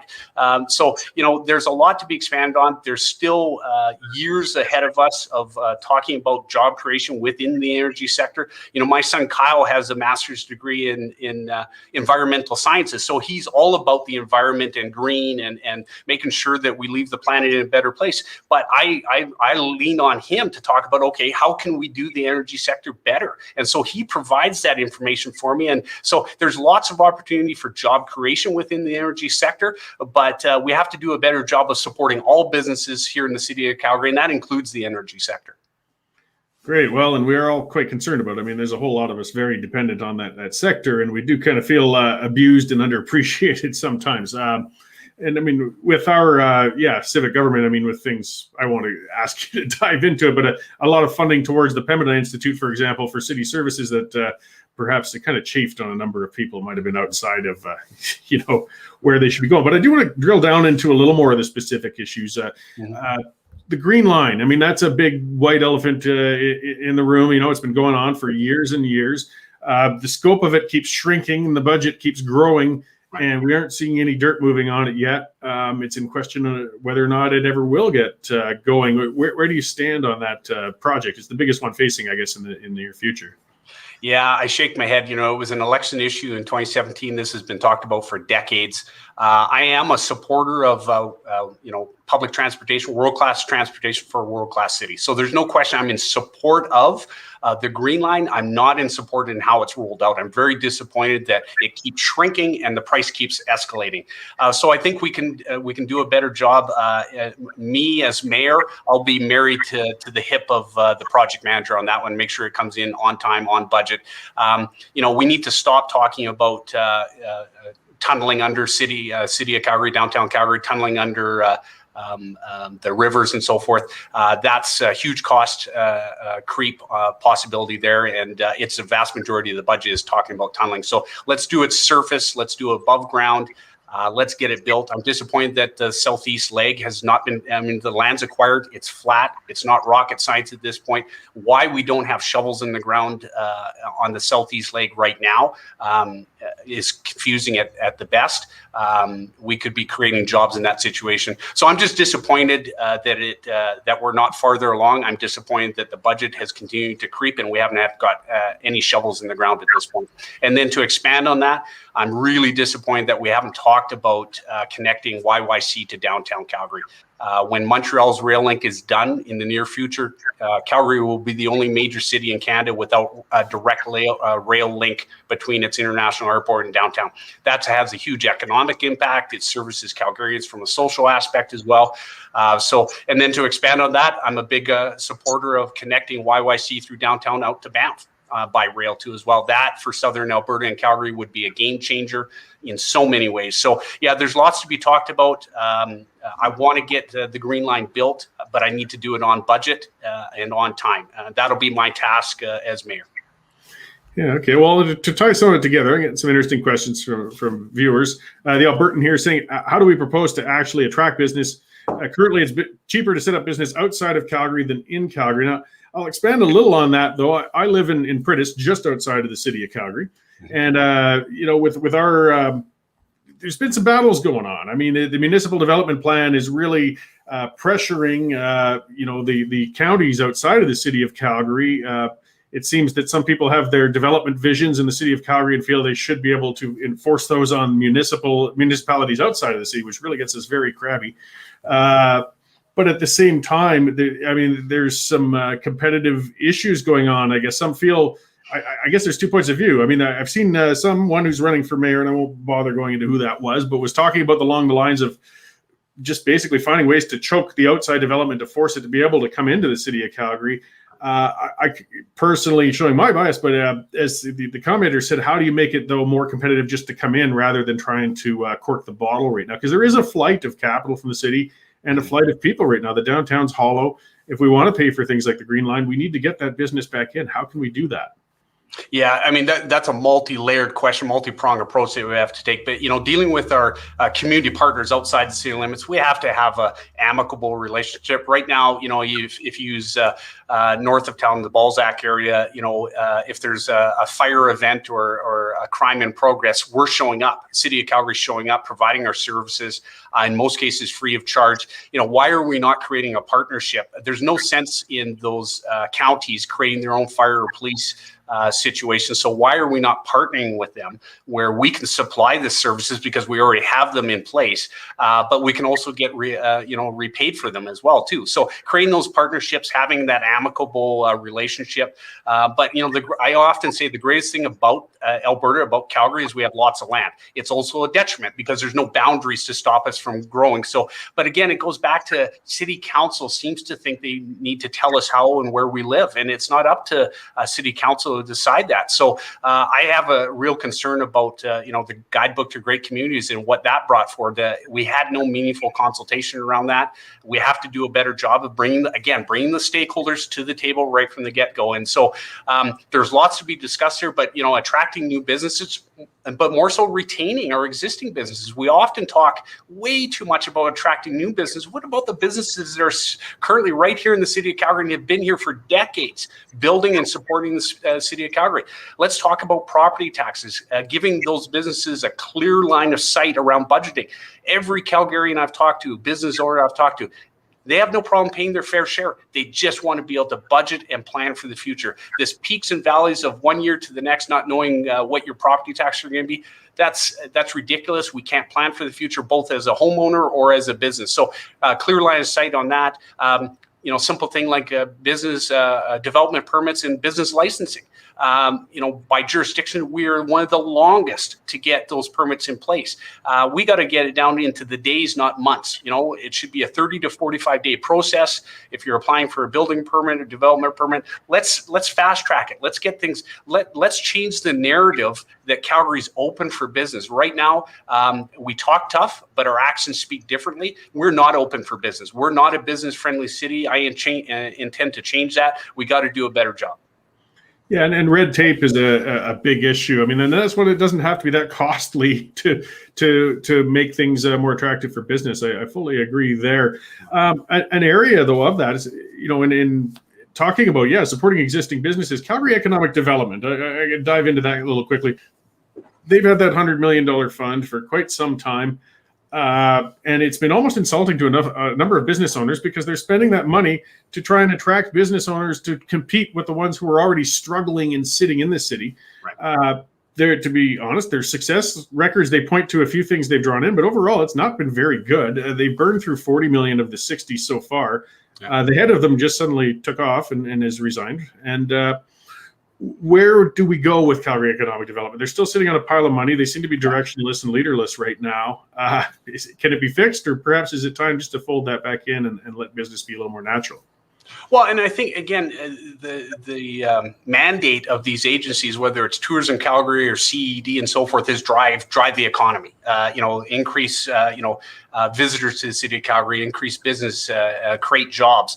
And I find quite often with the different agencies, whether it's Tourism Calgary or CED or the convention BMO and TELUS Convention Center and all the other agencies, they operate in silos. And my idea would be to bring those agencies, create a single narrative coming out of the city of Calgary, and actually physically put them under one roof. Right now, our overhead to run all these different agencies, they all have individual CFOs, they all have receptionists, they all have HR departments, and I'm thinking, God, they all have the same mandate to drive economic development here in the city of Calgary.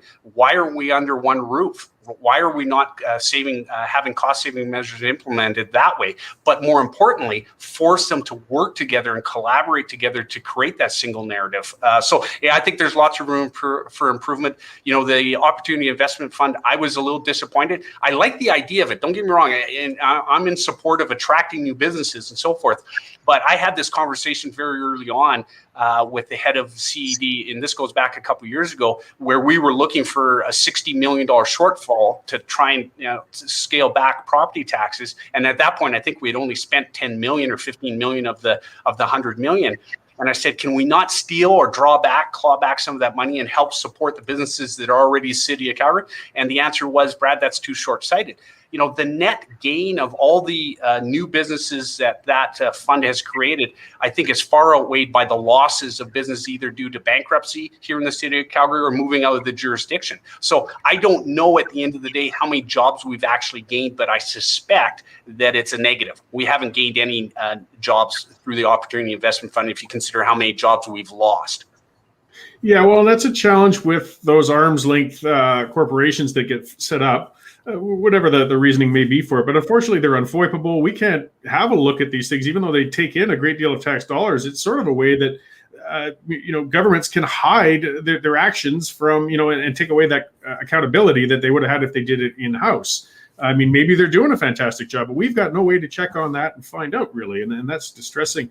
So we are a city that's evolving, though, and we're growing, we're changing. I mean, there's a push, and we're seeing the infills coming in, we're seeing densification, we see the visions in conflict at times. So use the Dairy Queen example up north, where should we allow them to rebuild, or do we want a different vision and sort of step on it?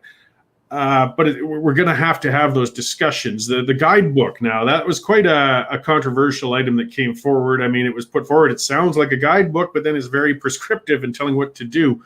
Where would you go with city development and evolution, I guess is the best way to put it, whether it's more outward growth or whether it's more control of what can be done inside the city? What are you looking at there?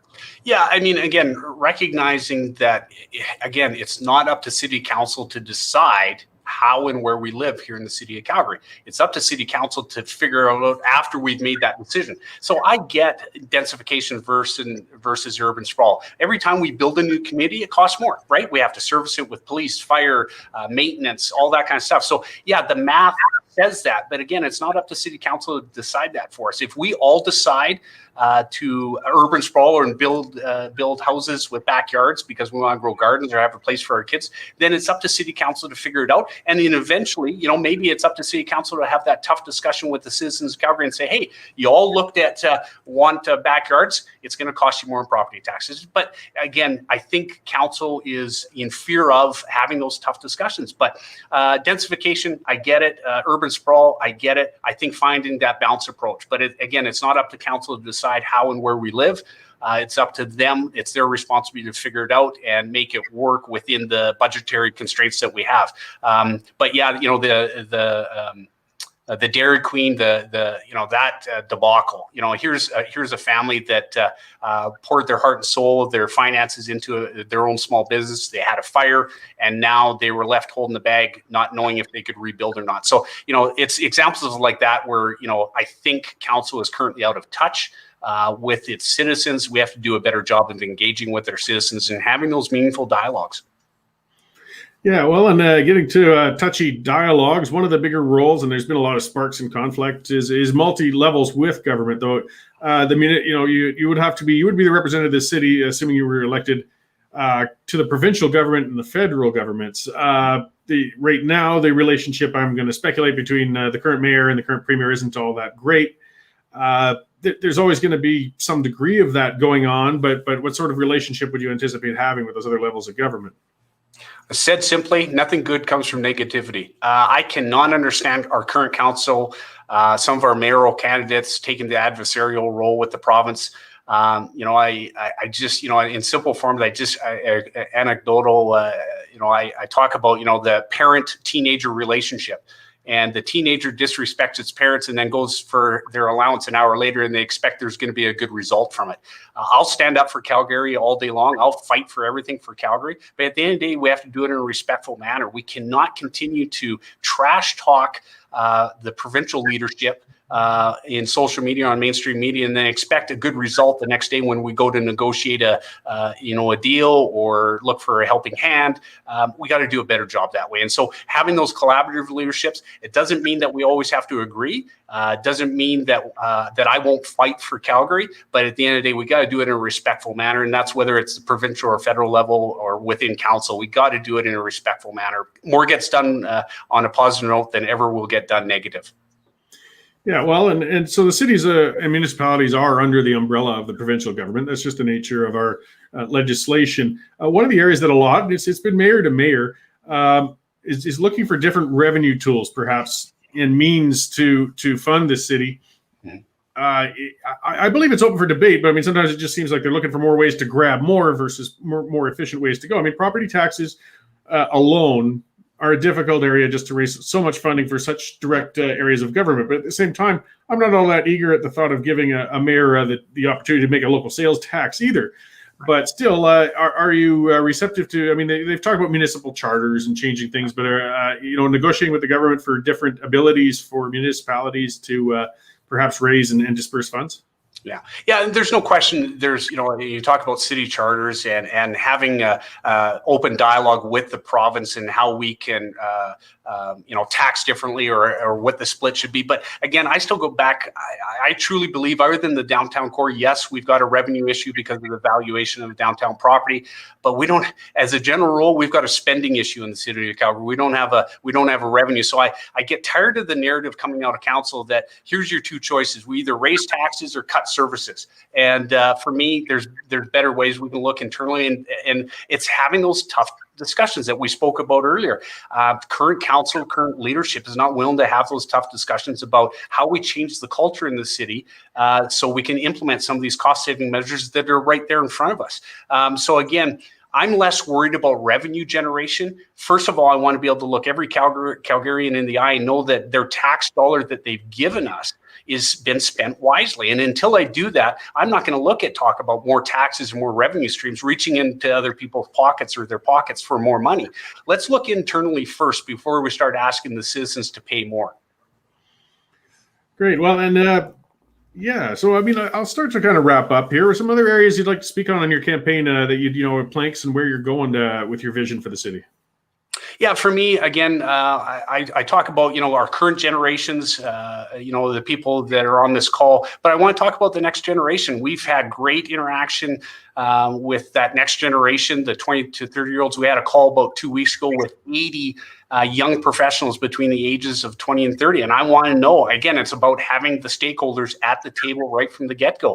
And, so having the discussion about what they see for the future of Calgary, that's what I want to talk about. And, whether it's environmental discussions or public transportation or a train out to Banff, jobs, we want to talk about creating, that made in Calgary talent pipeline. And, we have an opportunity here where we potentially are losing some of that next generation to other jurisdictions. Under my watch, they can go on vacation, they can go do their schooling, if they want to explore the world, but I want them at the end of the day to be back here in Calgary, creating their life, building their life here in the city of Calgary. Because if we're talking about attracting new businesses or retaining businesses in the city of Calgary, those businesses want to know that they have talent, that's available, employees that are available. Otherwise, why would they come if they can't find talent to put in the seats? So yeah, it's a multi-pronged approach, but I want to talk about the next generation, what they can add to the future of Calgary. Have them at the discussion table right from the get-go. I've committed to forming YYC 2030 Council, where we'll have those young professionals, that next generation at the table right from the get-go, because it's about my kids, my grandkids, even my great-grandkids. That's why I'm here. That's why I'm talking about leading the city of Calgary. It's not all about me and our generation. It's about the next generations to come. Yeah, we do have to look ahead. I mean, they're the ones that are going to be taking care of us when we retire, too. So we want to respect them now so they'll respect us later. Exactly. But it is important. I mean, especially with development, we've got to look at a bigger and longer way.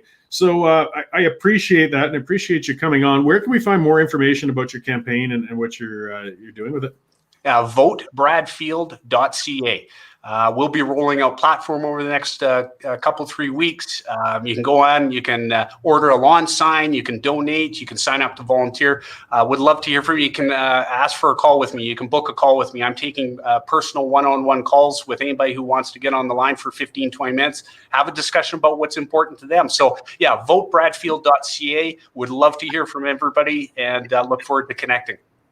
Great. I appreciate that. And I hope we can talk again. I mean, it's very early. There's a lot of campaign to develop over the next few months, but I'm trying to lay the groundwork and speak to people now while we can. And then towards the end, somebody had asked, whether you're willing to come on to more online debates with other candidates as things come on in the future, because there's going to be a large group to sift through for voters to choose from. So I appreciate your willingness to come on and speak to these things. Look forward to it anytime. Happy to be on the call. Great. Thanks, Brett. We'll talk to you again. Thanks, Cory. Take care. So, yeah, that was Bradfield, one candidate of many. I know, somebody saying I'm not allowed to ask about certain questions. No, I can ask about whatever I like. And I talked about that before I brought Brad on, with things like the UN agenda for development and things such as that. And they're tied into development goals. It's a broader, distracting discussion. I guess if you feel that some people are bound by that agenda directly or something, I don't feel that that's really what's going on. I mean, a lot of, say, what the current council and mayor are moving along with follows and ties right into the UN agenda. Absolutely. And are they feeling guided by that agenda? Yes. But are they bound by it? I don't know. I think that's more a case of political philosophy, and it just happens to meet that or match that UN means of doing things. But it's a bigger rabbit hole, and I don't want to pull prospective candidates into that specifically. I mean, you can read in a lot when you hear about what these candidates' plans for densification are, where they are with things such as taxation or the Green Line or the guidebook, items such as that. And, I think you can get a pretty good feel of whether they'd be following along that same line as the past administration or going somewhere differently. But it's not a matter of what I'm allowed to ask or whatnot. I'm just trying to keep the conversation on to, just more of a straight line on the campaign issues. Maybe as we see things develop over the summer, we'll get into more things with candidates as questions and issues surface. It's going to be interesting to see post-Stampede.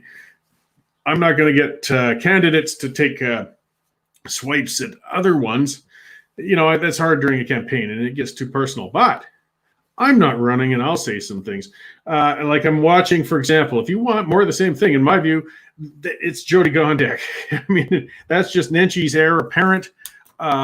Speaking on some of the issues we talked about earlier with Brad as well, with interprovincial, she's taking shots at the provincial government. She's diving in on, whether the Stampede should be open or not, or the vaccination plans and things like that are totally out of her jurisdiction. That is an area to get concerned with. I mean, she's not talking about what she wants to do with Calgary. She's talking about what the premier should do with the province. If you want to see more months and years of fighting between the mayor and the premier, putting Nenchi's heir apparent, Jody Gondek, on the mayor's chair. And we're going to see more of the same. I'm just wondering why she seems to be, rather than campaigning for what she's doing within Calgary and campaigning against the premier. I mean, boy, I know the premier is getting enough abuse from the Western Standard and others as well. And hey, by the way, I wrote a flattering piece on the equalization referendum recently. We're not always beating on them, but yeah, we're not always nice with them. We will hold anybody to account if they're drifting away from conservative principles. That's the bottom line, though. It doesn't matter who the premier or the government is. Jake, yeah, there should be lots of debates, televised and non-televised. Last election, there was no debates. You know, I'm hoping to see as much discourse as possible. I'm just going to run down a road for those who remember past elections. If you remember Civic Camp, that was an organization set up off on the side. It was actually, Nenchi was one of the founders of it. It was set up over 10 years ago, just before he got into office. This is kind of neat. Turned into a little neat election tool. They said this is just an organization that's there to help facilitate democratic discussion and things such as that. And what this group did, though, is they actually were speaking directly to electoral issues. They were speaking directly to council. They made presentations on the budget. Yet this group didn't formally exist. So 2 elections ago, there were debates to be held, you know, for all the municipal candidates and for the mayor and everything. And nobody likes organizing in those. I'll tell you what, it's usually chambers of commerce, whether it's provincial, federal, anywhere else, or community associations or, you know, other groups that organize these debates and forums. And it's a thankless job. It's a lot of work. They're painful as a candidate because usually you're going into a room where realistically 80% of the people in the room are already tied to one candidate or another. They're just there to support them. Your level of undecideds there are very low. But if it's televised and it gets out there, you know, you can certainly make or break campaigns if somebody says something wrong. But they're important. They're spots to debate. So Civic Camp, as an organization, raised their hand and said, we'll take on all the debates. We will take on the candidate, the council ones, the mayor ones, everything. So, of course, everybody said, oh, good. Yeah, you go ahead, guys. Thanks. I appreciate that. Well, what a stunt that was. So I was working out in Pennsylvania, and I watched online this debate. And Civic Camp said, we're not going to do it like other organizations. What we're going to do is crowdsource our questions. And this way, you know, it keeps it civil and orderly. So all the mayoral candidates, here's the 12 questions they dropped on them supposedly just that night. These are the 12 questions we crowdsourced. Well, Naheed Nenchi's mother might as well have written them. You could tell he had a canned answer for every one of those questions. What they had managed to basically do is stack the questions in favor of the man who was one of the founders of that group. And I was infuriated. Like, you guys ruined this democratic exercise. You stacked it. You gave a head start. They went all into the areas that the incumbent mayor wanted to go into. They didn't go into any areas he didn't want to go into. You didn't have that having to answer, stand on your feet with a live question. It was made me furious. So what did I do? I asked my wife, Jane, actually to look into it and do a nuance search. And that means going online, finding out who owns it, who incorporates that. Because you look on their website, actually, there was not a single name for Civic Camp anywhere. Nowhere. These guys who do budget, presentations to city council, these guys who manage debates, and you couldn't find a single name connected to it. What I did find was the Calgary Foundation gave them $5,000. And that's another question all in itself. How does an organization that doesn't exist, it wasn't registered anywhere. There was no, when the nuance search came up, it was empty. They were a paper tiger. There was nothing there. Yet they're getting money. Who's giving the money? Well, the Calgary Foundation, a charitable grant to an organization that doesn't exist. This blew my mind. So what I did was I got a few friends together and we registered Civic Camp under my name as the president.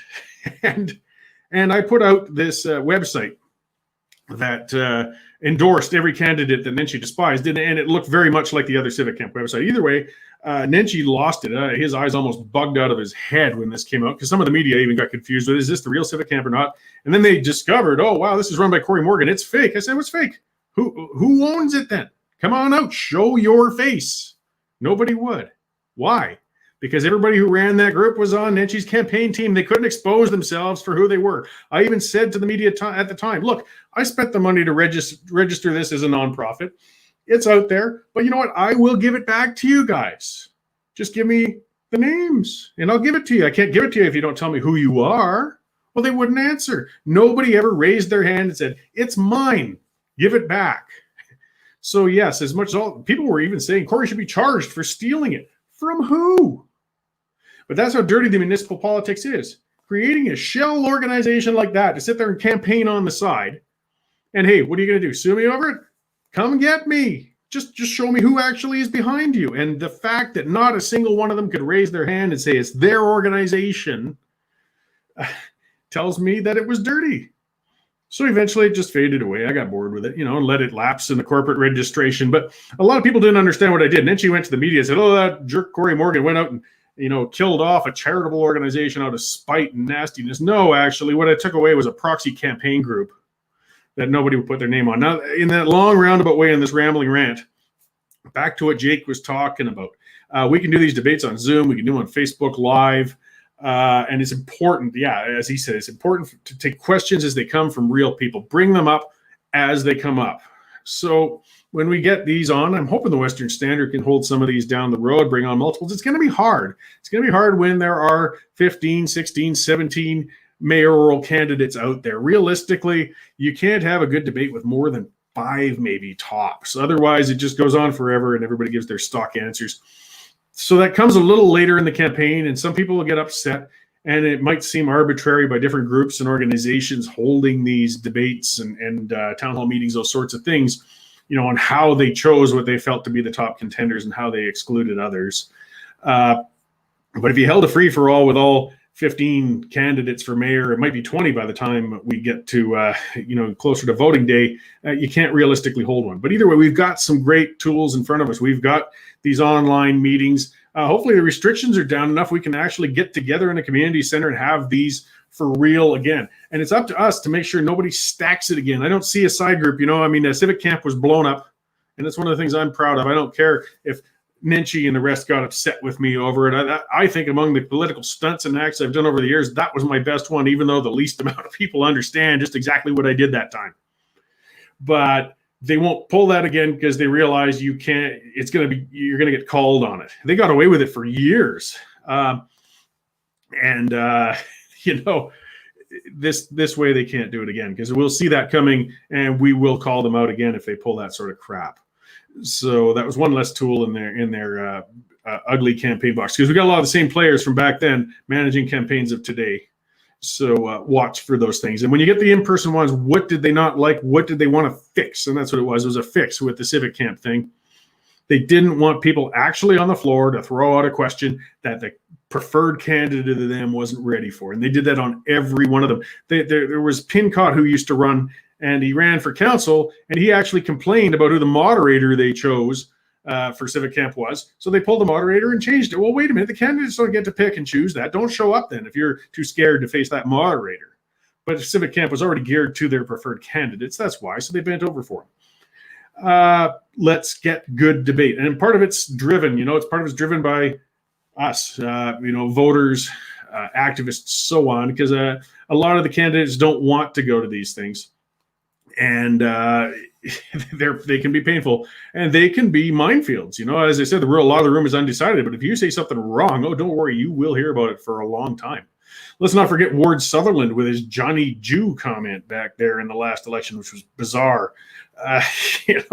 I don't know where he was going with that. I'm certain he didn't want to jump in with an anti-Semitic slur, but that hung on him, and I like to remind him of it, because he's not one of my favorite counselors as it stands. But all the same, we can't let them be scared to come out of these things in case that sort of incident happens. Rose West asking if I can interview Mike Nickel from Edmonton. Actually, I've had Mike Nickel on before in the past. If you look in the archived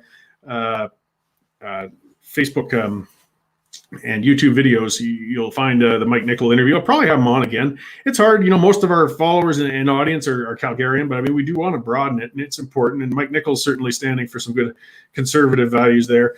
Lots of others saying, in-person debates are the best. We do want to see them interact with each other. And there's one of the things that's interesting, because as I said, the fights between the mayor and council and so on, if we want to see how capable they are of holding composure, with each other in a stressful environment like you would be in city chambers. Well, what better opportunity than an in-person debate? So, it's just another test that we can have and watch, and then we can live stream these things to multiple places. TV stations don't have to commit themselves anymore to show up at these. Organizations such as the Standard would happily stream those sorts of things. Let's see, interesting concepts coming up. So here's the Albertan, can we have two moderators to negate bias, like a second referee? That is an interesting concept for sure. Because, I am not unbiased. I mean, there's no getting around that. I have my strong slants and so on. When I interview candidates such as I've had Brad Field on now and Jeremy Farkas, I tend to bring on the more conservative leaning candidates. But at the same time, I do try to interview them, just ask straight out in the questions. I'm not there to combat them or play gotcha or any of that sort of thing. But in a debate, people could question the outcome of it if I'm moderating it because, I make no bones about my views on issues and subjects and things. Having two moderators, I think that's another way to help counter some of that natural bias. Even if a host is trying hard not to be biased, it's difficult to keep that out of it. And it's very important to get as much of this candid discussion as possible. You can only read so much off a campaign pamphlet. You can only get so much out of press releases. But getting somebody there live in front of an audience to speak to questions and issues, that really does, as I said, they're painful for candidates. I've sat through them in provincial campaigns as a candidate, and I moderated leadership debates for the Wildrose Party. It's hard to get your message out in a room that's quite often quite slanted. As Jake said, there's no such thing as unbiased. And there's truth to that, and the Standard doesn't try to hide its bias, making it more trustworthy. No, we don't. And again, though, I don't want to play gotcha stuff. I want to get good information out there. I have my leanings. I have my columns. Dave, he writes his news with straight news copy. So we don't shy from the fact that we're a conservative leaning publication, but we're not trying to deceive people either with anything like that. Claudette saying never saw a worse debate than the last election. Was everyone yelling no one could hear in the federal one? Like these debates are difficult to hold. They are to hold in a manner that's productive and decent. I'll tell you a few of the things that I learned at moderating the Wildrose debates, for example, the leadership ones. You've got to give the moderators the ability to shut off a mic. And it drives me nuts as a moderator, somebody who just lets them go over time and ramble and won't shut them up. I've had that before where I've had to speak up into the mic and over speak them to get them to shut up. Give the moderators the ability, there's your 2 minutes off. It's done. And if they're speaking up over each other, again, cut off the microphone. I understand some good back and forth debate, but if it's a shouting match, it just sours people. And it also lets us know what's going to happen if and when they get in council or as mayors, or this fall, we're probably going to have federal elections. So it's going to be an interesting year. We've got some democratic exercises coming. I didn't want to corner Mr. Field on the equalization referendum, but that's something that's going to be interesting coming in this fall's election as well. It's not going to be just like any other municipal election. We've got a referendum going on at the same time. So we're going to have multiple debates going on. And to give a little bit of slack to Nenshi, one of his frustrations with the equalization debate coming in is it'll distract from municipal issues as we go. I do believe some of that's going to happen. But for the most part, people can walk and chew gum. People can look at municipal issues and choose their councillor, their reeve, their whatever it may be, and make their mind up on the equalization question too. Don't underestimate the ability of voters. We're not that dumb. And it's certainly much more cost effective to hold these when we're holding a general election. People are going to the polls anyways. It's just one more piece of paper. There's a suggestion from the Albertan. Make overtime comments, subtract time from the final arguments. Yeah, that's one way to do it, though it lead to some battles. But I think if you just cut them off, you make that a hard line. Here's your 3 minutes or whatever it might be. And you have somebody sitting there with a button, literally 3 minutes is up, click, that's it. You're speaking into empty air. The giving a punishment factor is interesting, but it make it tough as it's a non-folding thing. I like it though. I can tell this is a person who shares my frustration when you watch these sorts of events as the candidates, step on each other and get into each other's speaking space and so on. There is a viewer, there is an undecided voter I want to really actually listen to them. I'm dedicating my time to it, and I don't want to see one candidate speaking over another. I want to hear from all of them. So we've got a lot to look forward to this fall, and there's going to be a lot of debates. I hope the Western Standard is taking part in some of that. There's so many candidates and so many races going on.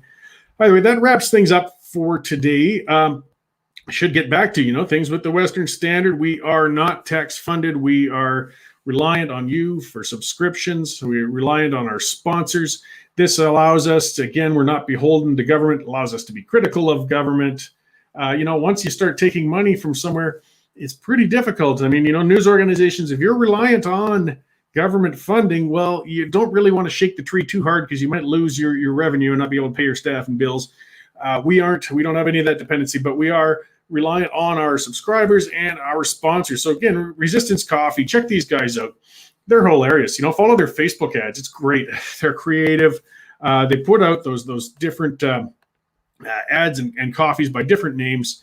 They donate 10% of everything that you purchase from them towards causes that will stand up for your individual rights, such as the Justice Center for Constitutional Freedoms. And if you go to their site at resistancecoffee.com, you'll be able to look at the other causes that they donate part of that to. So you know that your money's not going towards something that you don't like, as many corporations do with their virtue signaling. They're going towards things that stand up for your rights.